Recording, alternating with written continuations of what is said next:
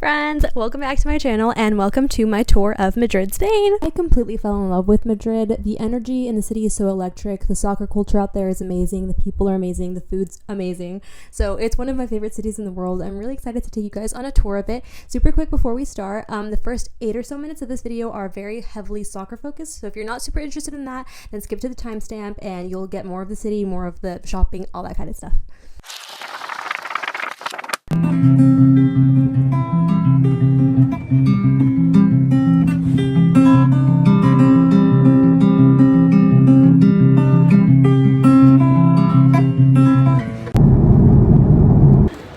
My brother plays soccer, and the reason we were invited to Madrid was because he was invited to train in Spain with Atlético de Madrid in their facilities with their coaches, along with about 30 other kids from across the nation.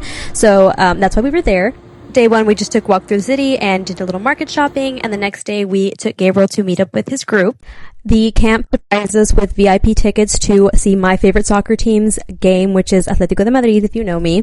Gabe and I always joke that I owe him because he took me to Madrid to see my favorite soccer team, and at the time we had a lot of players that I specifically love, like Correa and De Paul and Riquelme, who are now at different teams, but it was really cool to see them play in real life with the team that they had at the time. It was really incredible.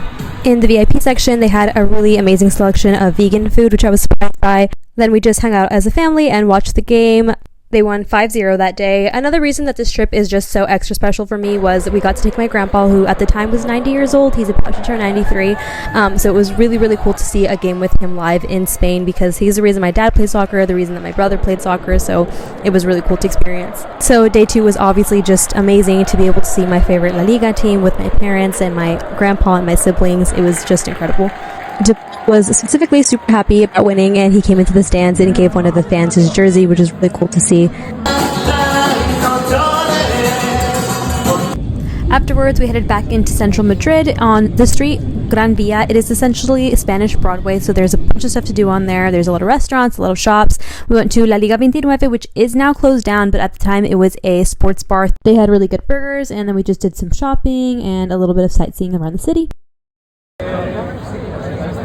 And I swear that the days last extra long in Madrid. We also had some vegan KFC after we had our burgers, so we did a little shopping.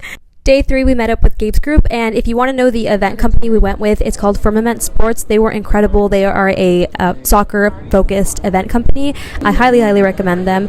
We took a tour of Estadio Bernabéu, so if you are a Real Madrid fan, this is going to be the section of the video for you. It was really, really cool to see all of the trophies and read all about the history of Real Madrid. It was really funny because my family is split. Some of us are Atlético de Madrid fans and some of us are Barcelona fans. So my sister was wearing her Atlético de Madrid jacket when we went to tour the stadium.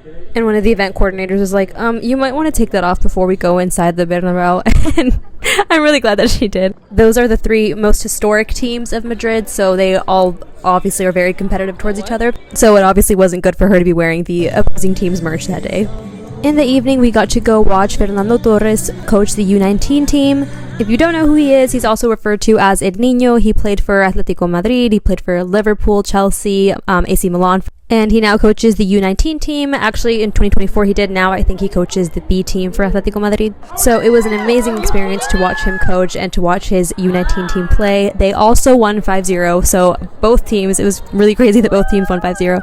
And afterwards, we actually got to meet him, which was incredible. He was really, really friendly, super approachable, and again, it was just so awesome that my grandpa got to meet him. I think that's super cool. The next day, we got to watch Gabe train. They trained in Centro Deportivo Wanda Alcalá, which is where the actual youth team trains. We then just grabbed lunch before going to one of my favorite parts of the trip, which was taking a tour of Riyadh Air Metropolitano, otherwise known as Atlético Madrid Stadium. I know I don't even have to harp on why this is so exciting for me, but just to see the players' entrance and to see the presidential box and all this amazing stuff behind the scenes of my favorite team was an incredible, unforgettable experience. Truly, to walk up the stairs that my favorite players walk up before each game and to step on the turf that they play on was just, it makes me emotional, to be honest with you. It was incredible. During the training camp and all of the qualifications Gabe had to get to actually qualify for this, every time he'd ask me for a favor, I'd say, yeah, but you better get me to Madrid. And he really did, so it's really awesome.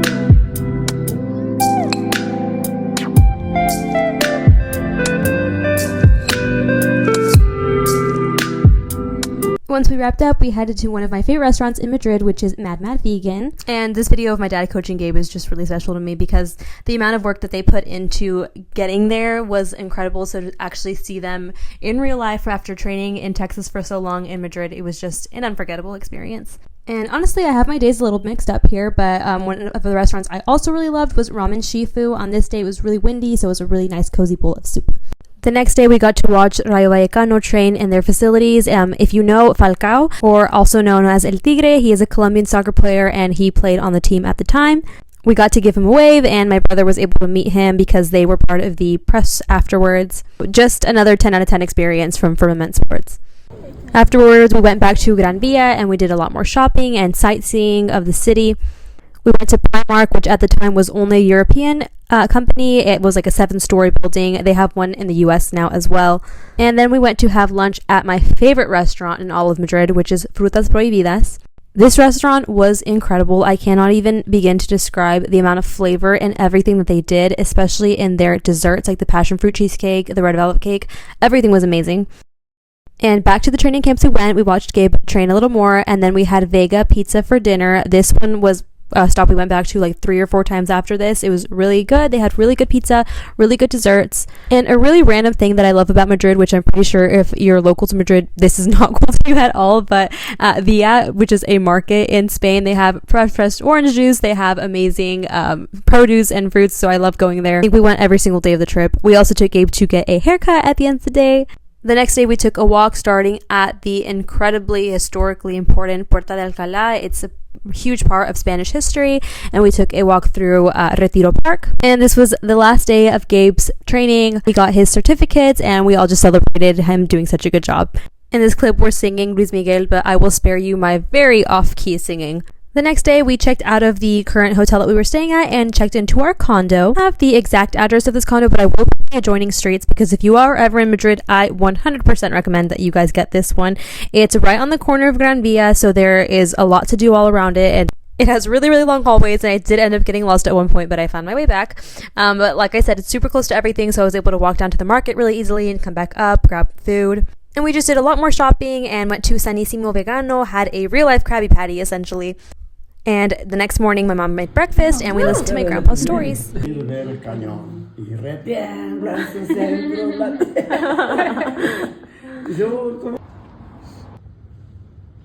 We then went sightseeing and went to Catedral Almudena, which is an incredible, just beautiful cathedral.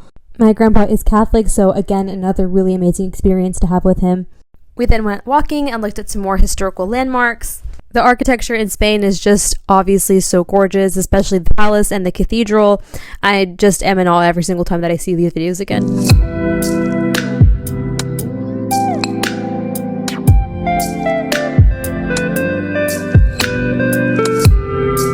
Afterwards, we went back to Mad Vegan for dinner, and we did some more shopping around the city. That's Esther's heaven. Oh, this ropes, right? Yes. Oh my god. Oh me, oh my. One of the best days of my life. Oh, Dad.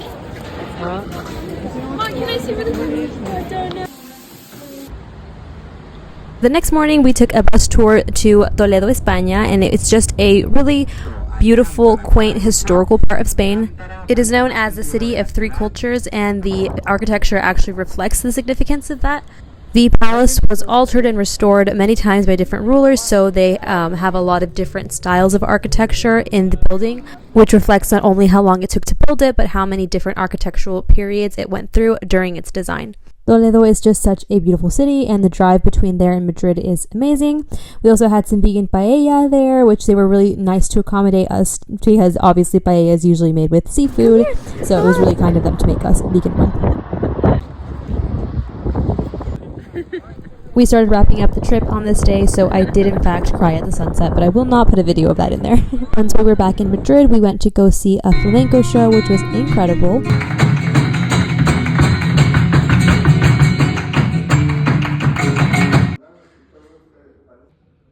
The next morning, we went to Círculo de Bellas Artes, which is a private museum/cultural center. They have a really amazing rooftop and view of the city, so if you are in Spain, check check them out. We then went back for some more shopping and some more sightseeing, and we went to another delicious restaurant, which is called Distrito Vegano. They had incredible ramen, incredible nachos. The whole restaurant was just super cute. I loved it. Of course. And in the evening, we went to go watch a production of Pretty Woman, the musical.